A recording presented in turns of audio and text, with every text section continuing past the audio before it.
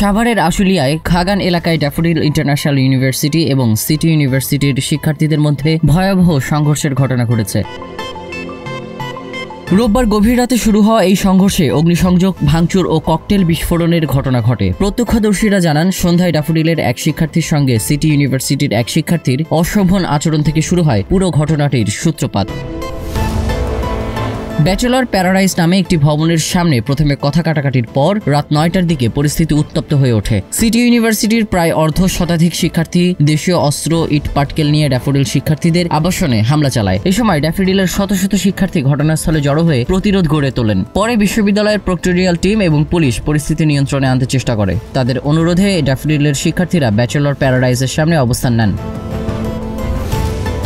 অন্যদিকে সিটি ইউনিভার্সিটির হামলাকারীরা ছত্রভঙ্গ হয়ে যায়, কিন্তু মধ্যরাতের পর আবারও নতুন করে উত্তেজনা ছড়িয়ে পড়ে। ড্যাফোডিলের শিক্ষার্থীরা সিটি ইউনিভার্সিটির ক্যাম্পাসে প্রবেশ করে প্রশাসনিক ভবন সহ বিভিন্ন স্থাপনায় ভাঙচুর চালায়। লুট করা হয় কম্পিউটার এবং গুরুত্বপূর্ণ মালামাল, পুড়িয়ে ফেলা হয় 3টি বাস এবং একটি প্রাইভেট কার, আরও 5টি যানবাহন ভাঙচুর করা হয়। সংঘর্ষের চলাকালে আতঙ্ক সৃষ্টি করার জন্য একাধিক ককটেল বিস্ফোরণের ঘটনাও ঘটে। ভোররাত পর্যন্ত চলা এই সংঘর্ষে উভয় বিশ্ববিদ্যালয়ের অন্তত অর্ধশতাধিক শিক্ষার্থী আহত হন। News desk, news flash 71।